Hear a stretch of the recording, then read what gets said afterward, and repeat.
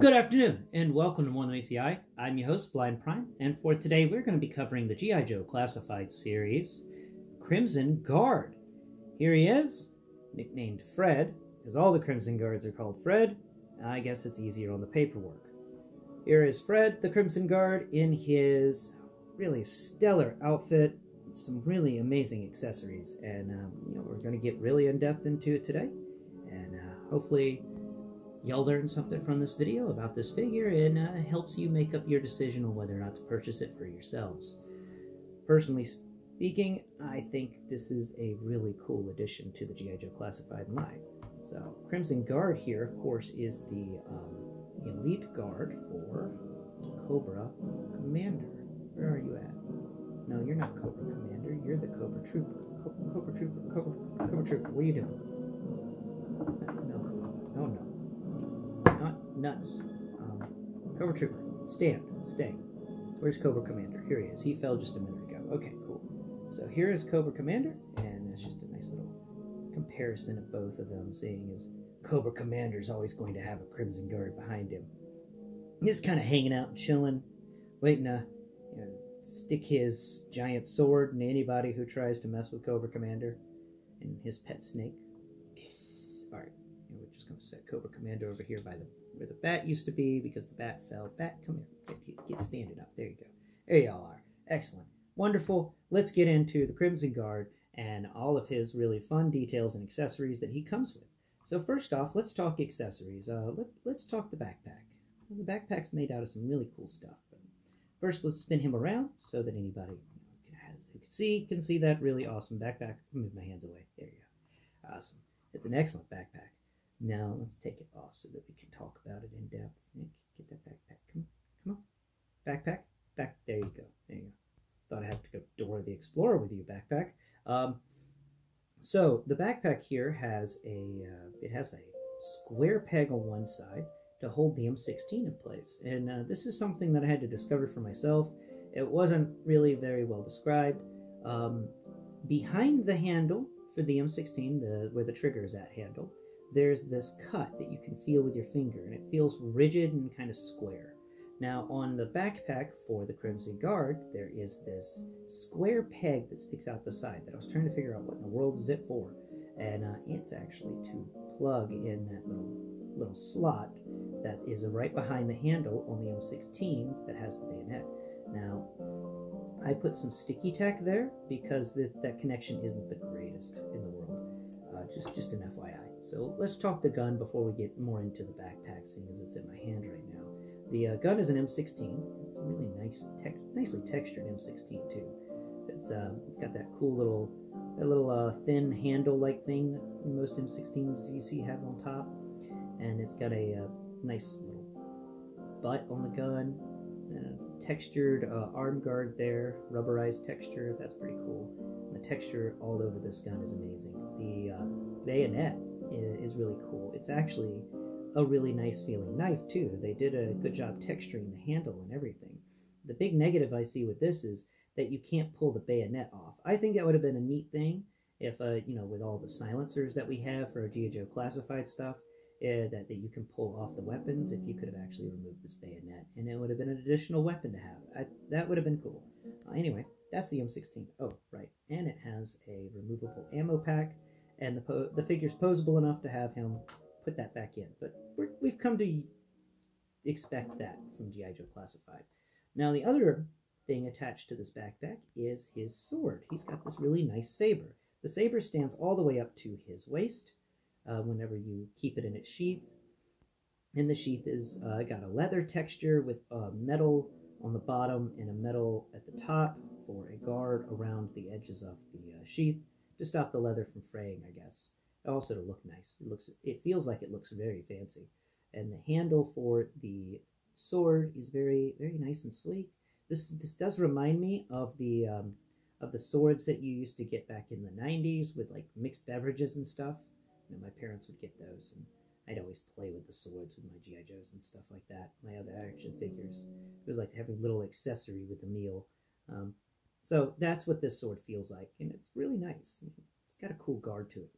I think the guard's actually supposed to be a snake. It wouldn't surprise me if that's what it's supposed to be. As a snake that's coiled a little bit. Snake theming is just all over the place with this brand, you know, with the Cobras. Now the backpack itself is made out of a soft feeling rubber. It's got some good textures to it. It's a solid piece.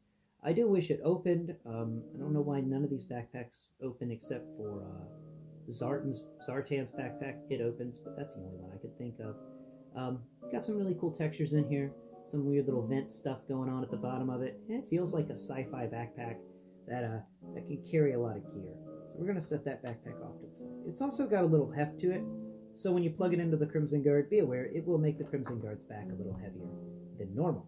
Now we're done with that stuff. The Crimson Guard also comes with this 9mm pistol. It's a little tough to get it out of the sheath. It's a little sticky, but I do appreciate that. It means that when the Crimson Guard were to fall off my shelf, my pistol isn't going, his pistol isn't going to fly away into a blind man neverland. I'll never find it again until one of my cats do. But it's a decent pistol. It's got a cool grip on it, a nice little trigger guard, and yeah, feels very similar to other pistol sculpts we have gotten. On the other side, we've got a Bowie knife. Raise your hand up. There you go. The Bowie knife is really nice. It's got a molded rubber textured handle, and you can pull it out. Move it forward just a little bit so you can pull it out very easily. The knife here, it's got a serrated edge and then a straight edge on the other side. Nice little Bowie knife. The only thing it's missing is that hook to cut fishing line with. Let's just put that back. Decent little knife. And that's it for the accessories he comes with. Sadly, his helmet does not remove. I do consider that a negative point. And we'll start from the bottom and work our way up for our G.I. Joes. We'll start on the bottom. There are no textures underneath the foot. It's kind of sad. I mean, there is a heel, but that's it. And it doesn't have really great texture. But then again, this guy's supposed to be guarding inside of office buildings and little palaces and stuff. So yeah, they don't want him having too much tread down there to bring in a lot of dirt and mess from the outside world when he goes on patrol, because they want to keep their carpets clean. His boot, really nicely textured. You get some leather work down here with the with all the marks from where the boot's been used over the years. So that's pretty cool. The boot also has a nice little swivel to it, and what I think is neat is that this little thing on the side of the boot actually swivels with it. That's a little additional part that I think is really cool. I don't know what that is exactly, but it feels neat. And of course, it's an armored boot, so you don't get any muscle tone texture on the back of the leg. It's just a boot texture all the way down. And then the boot comes up here to right about where the knee joint is, and we get some really cool folds of fabric texture where the pants have been tucked into the boots, and then this upper armor on the thigh has been put around the pants, and then the knee pad has gone on to cover the front of the knee, and the strap goes around the back, and it causes all the fabric to bunch up there. And I really like how they hide the joint there with all that fabric folding. That's really cool. The knee pads are really neat. They have a bit of a spikiness to them, and there's a cut in the actual thigh armor for the knee pad to sit in, so when he's at attention, it feels very flat all the way down. It's really cool. The armor on his thighs feels very heavy duty, and then you've got this really nice leather holster for his pistol, and a leather sheath for the Bowie knife thing. And the sheath also seems to have some other textures on it, like some cool stuff he may have added. So that's pretty cool. It's a neat little sheath. Now coming up here to his body, we have this. Apparently, this is a giant Cobra emblem on the front of his body, and you got these really cool buttons on either side. Like this is just some sort of tabard that he buttons into place every morning. When he puts his armor on, it hides the zippers and how to put the armor on underneath it. I think that's pretty cool. Got some on his left breast. We have what feels like rank insignia and stuff like that. And then on his right shoulder, we have this little ropey thing that hangs down low. And it looks really nice. It's a little ropey thing. It actually has a great texture to it. It feels like rope. And they made it out of a fabric or at least some sort of rubber that's very loose. So it also feels like rope in its give. His shoulders aren't very muscly. They have some muscle tone, but there's more armor on his arms. that kind of hide the muscle tone slightly. Like you can feel a bit of it when you raise the hand up, the arm. You can feel a bit of the muscle tone there, but there's also a seam right there. And that's about it for the muscle tone. Come down here to his elbow. He's got double jointed elbows, really cool. And we get this gauntlet that we saw with the Cobra Vipers. He's got a Cobra Viper gauntlet, or at least a Cobra Viper forearm guard, arm guard, whatever you would call that. And his right hand is a back and forth, but the arm guard gets in the way of the movement, and his left hand is an up and down, which the arm guard does not get in the way of. That's pretty nice. So that's them. Now, I wanted to mention a few things about the articulation here. I did appreciate the fact that he can kick his own butt. I think that's pretty fun. And if you spin his boot around, actually you can't spin his boot around all the way so that he can actually put his foot in he can put his own foot in his ass, but he can't because of the sculpt work. But that's still fun, kind of funny. Overall rating for this action figure is pretty good. And now finally the head. The head sculpt on this is quite cool. It's got this big face mask thing that feels like a rebreather, and he's got this visor that's set underneath the area of the helmet. It's a very fun head sculpt. It feels like a shock trooper kind of thing. This guy feels deadly. He feels like he can really mess some people up. He's got a reason to be the Crimson Guard. His helmet itself is really cool. It's a little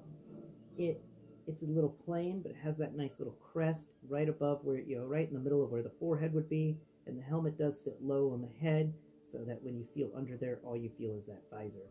Pretty cool stuff there. Anyway, yeah, that is the G.I. Joe Classified Series Crimson Guard. The one from the box, not the one from the retro packaging. This is not the Walmart exclusive one. If you like what you see here and you want to see more of it, please hit the like button and subscribe to my channel. Share it with everybody you know who enjoys G.I. Joe Classified as much as I do. I have fallen in love with this toy series over the last couple of years. It seriously is an amazing little treat, and I hope it doesn't fall like Marvel Legends has fallen.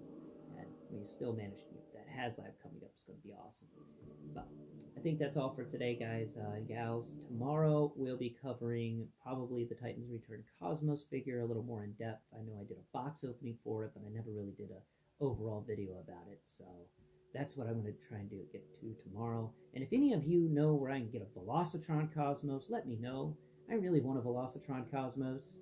Cosmos is one of my favorite Autobots. He's such a fun little guy, but I can't find him anywhere. It is upsetting. I would like a Velocitron Cosmos. All my Walmarts, they just never had them. They just never had them at all. No. Till next time, bye-bye for now.